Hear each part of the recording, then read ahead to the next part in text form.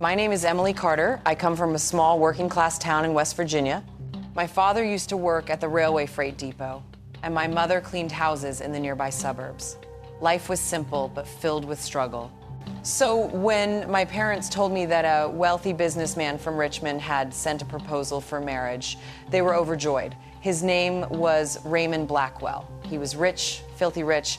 My parents couldn't believe someone from such a powerful family would want to marry their daughter. They didn't waste a second. Within a week, I was married and sent to live in his sprawling estate on the outskirts of town, a mansion that looked more like a Gothic fortress. But nothing could have prepared me for what followed. On our wedding night, Raymond turned to me and asked softly, "Do you love me?" I blushed and nodded, yes. Then he said something strange, something that didn't quite register until later. "Can you handle my kind of love?" I smiled again, innocently. "Of course." What happened next didn't feel like love.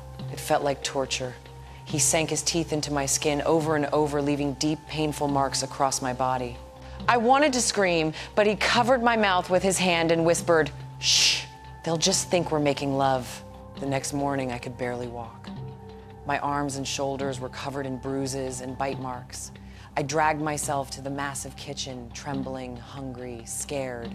The house was filled with silence, and despite its beauty, it felt like a gilded cage, a prison. Just as I tried to figure out how to light the digital stove, Raymond appeared at the kitchen door, shirtless, smiling. His presence alone made me want to shrink into a corner. "My darling," he said smoothly, "why did you leave the room? You don't even know your way around this house." I tried to explain. I was just hungry. I didn't know how to use the stove.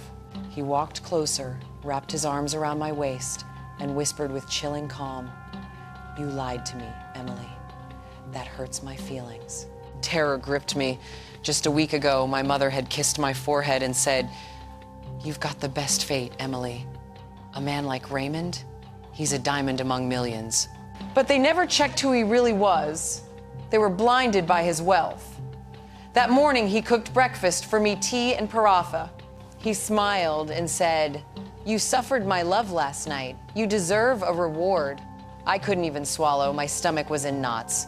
Before leaving for his office, he warned me, "Don't ever leave the room again without permission. There's an intercom used that if you need anything. If you disobey, next time, it won't just be bite marks." The warning wasn't a bluff. By noon, I was hungry again. Trembling, I used the intercom to request food. A maid arrived with a tray of rice, vegetables, and bread.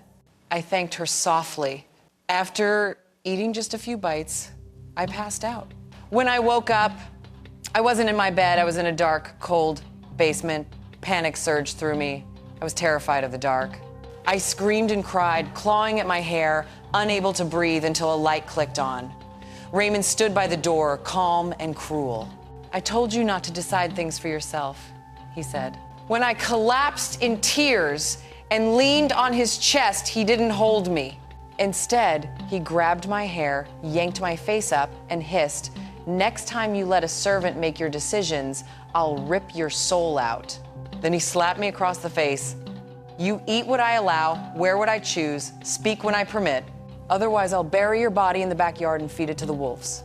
I thought this man was my husband. He was a monster in disguise. That night was worse than the first. He pinned me down, tore into me like an animal, biting, hurting, claiming.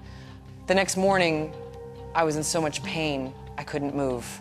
Still, when he ordered me to fetch his clothes, I obeyed, limping toward the closet, hiding my tears. But then something unexpected happened. Raymond wrapped me in a blanket, carried me to his car, and said, "You don't look okay. I'll drop you to clinic before heading to work." I didn't understand. Why was he taking me out? He dropped me at a hospital downtown and instructed a nurse. "Take her to Dr. Mark Blackwell. He's my brother." I was stunned. Dr. Mark looked exactly like Raymond, but something in his eyes was different. Kindness, warmth. When he saw the bruises, the bite marks, and the blood on my neck, he froze. "Why did you marry him?" he asked quietly. His wife, also a doctor, came in. She gently examined me and revealed the truth. Raymond isn't just abusive. He's dangerous, a predator. He feeds on pain and sometimes even blood. My heart stopped. He's done it before, she said. Girls vanish after marrying him. The police can't touch him, too much power, too much money. I broke down. I begged, please help me. I'll do anything. Just get me away from him. Dr. Mark gave me a plan.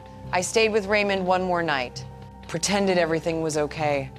And when he finally fell asleep, I ran out the back, down the alley, to a waiting car. Mark had arranged everything.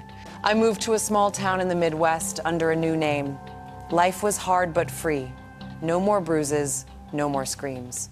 To this day, I never tell anyone where I came from. But every night before bed, I lock the doors. I close the windows. I sleep with a light on. Because somewhere out there, Raymond Blackwell is still hunting. And I know monsters never let their toys go that easily.